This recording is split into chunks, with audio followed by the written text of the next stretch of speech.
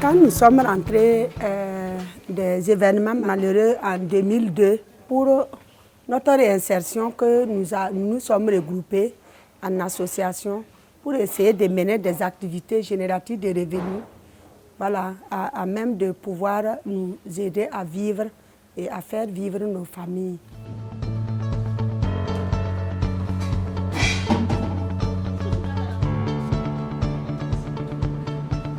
On a commencé les activités de mille germés et de baies de carité. Mais ces activités ne nous ont pas aidé beaucoup parce qu'il y avait des associations qui étaient là et qui maîtrisaient mieux ces activités que nous. Et c'est là on a regardé que la teke est consommée au Burkina et que nous aussi, c'est notre connaissance aussi qu'on a appris en Côte d'Ivoire. Donc on a dit pourquoi on ne peut pas faire la transformation du manioc. C'est ainsi qu'on est rentré dans la transformation du manioc. Un jour, en 2008, il y a un monsieur qui nous a commandé de la teke 3 tonnes. Et quand on a fini de faire, il a désissé. Il fallait qu'on commence à écouler ça. Comme c'est beaucoup, ça commençait à se gâter. Donc j'ai dit, je vais étaler, sécher pour voir qu'est-ce que ça peut donner. Au moins pour éviter les dégâts. C'est là quand j'ai étalé, quand c'est sec, j'ai enlevé un peu pour repasser à la vapeur pour voir qu'est-ce que ça va donner.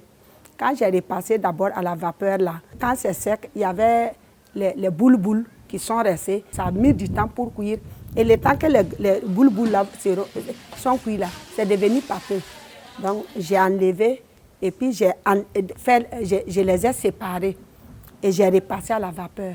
Mais ce que j'ai remarqué, moi j'ai cru que j'allais avoir autre chose. Mais j'ai vu que la teke est devenue la même chose, que tout comme le frais qu'on a préparé.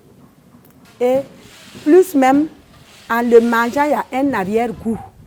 Parce qu'une fois que tu finis de manger, il y a un arrière-goût qui te donne envie de manger.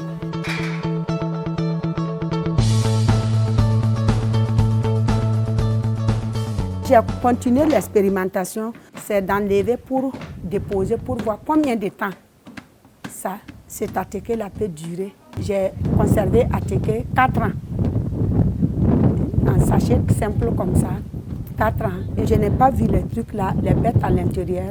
Et quand j'ai pris les passer à la vapeur, il n'y a même pas de changement.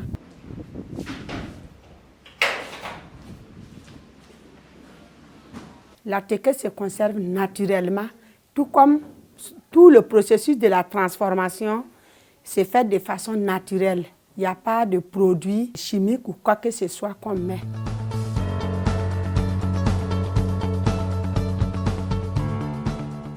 Notre première difficulté là, c'est l'obtention de la matière première. Parfois même, on n'en a même pas. Et parfois la cherté fait qu'il y a des unités même qui ferment un bon moment.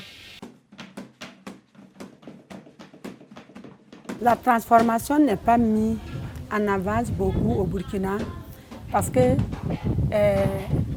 je me dis que les autorités, ils parlent, mais c'est comme s'ils ne font pas confiance à ceux qui innovent, qui font dans la transformation des produits locaux. La vision de l'unité là, c'est servir cet ateke qui est plus conservable, plus de 3 ans dans les cantines scolaires, au niveau de Sonagès qui paye les vivres pour aider les gens. Voilà, dans les maisons pénitentiaires, notre objectif visé, c'est les marchés institutionnels. Voilà, on veut accompagner le gouvernement dans la lutte contre l'insécurité alimentaire.